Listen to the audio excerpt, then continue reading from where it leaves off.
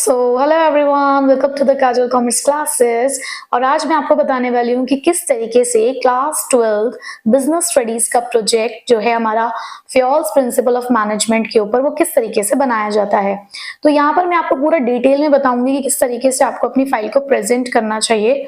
तो जैसे कि हमारा टॉपिक का नाम है applications of Fayol principles of management in various organization, तो क्योंकि यहाँ पर आप फ्योल के ही प्रिंसिपल्स को दिखाने वाले हो, तो आपको सबसे पहले जिन्होंने इन प्रिंसिपल्स को फाइंड आउट किया है, विच मीन्स कि हमारे जो हेनरी फ्योल है, आपको उनकी बायोग्राफी लिखनी चाहिए।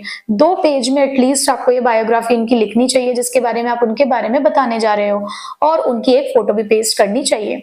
उसके बाद सबसे पहले आप 14 के 14 प्रिंसिपल्स को एक्सप्लेन करो in detail, meaning, example, positive effects and the consequences of violation.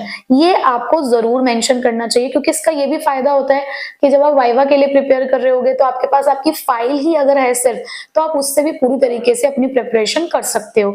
तो आपको 14 के 14 प्रिंसिपल्स को इन डिटेल यहाँ पर स्टार्टिंग में एक्सप्लेन करना चाहिए हेनरी फ्योल की डिटेल के बाद। और आप इस फाइल में देख ही रहे होगे कि हर पेज पर एक एक प्रिंसिपल किस तरीके से एक्सप्लेन किया गया है, और साथ में उससे रिगार्डिंग जो भी उसको मैच करती हुई एक पिक्चर है वो पेस्ट की गई है। क्रिएटिविटी आपकी खुद की होती है, तो उसको तो आप अपने अकॉर्डिंग करेंगे। मैं यहाँ पे सिर्फ आपको कंटेंट के बारे में बता रही हूँ कि आपको किस तरीके से जो कंटेंट है वो अपने फाइल के अंदर प्रेजेंट करना चाहिए, ठीक है। और देखो, आप ये भी चीज फील कर रहे होगे कि जो पेजेस के कलर है वो भी कितना इंपॉर्टेंट रोल प्ले करते हैं। जब आप कोई डार्क बेस यूज करते हो तो उसके ऊपर जो आपका टेक्स्ट है वो बहुत ज्यादा विजिबल नहीं हो पाता है, तो अवॉइड किया कीजिए कि आप बहुत ज्यादा डार्क कलर यूज ना करें।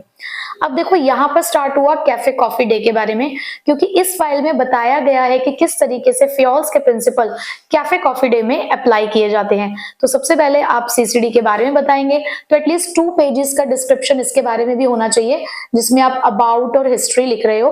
उसके अलावा आप जितना भी चाहें लिखना चाहें, जैसे कि प्रोडक्ट्स कौन से बेचते हैं, या आप ये भी लिख सकते हो। अब हमने यहाँ पर एप्लीकेशन शो करना स्टार्ट किया कि कैसे कैफे कॉफी डे के अंदर ये डिवीजन ऑफ वर्क अप्लाई किया जा रहा है, अथॉरिटी एंड रिस्पॉन्सिबिलिटी, डिसिप्लिन, हर एक प्रिंसिपल के बारे में हम बता रहे हैं कि यहाँ पे कौन सा अप्लाई हो रहा है और कौन सा अप्लाई नहीं हो रहा है।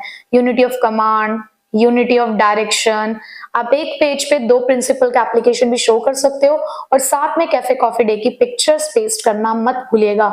खुद अगर आप विजिट करते हैं वहां जाके तो बहुत अच्छी बात है, आप खुद ऑब्जर्व करिए प्रिंसिपल्स को और अपनी फोटो भी जरूर लगाइए इसके अंदर।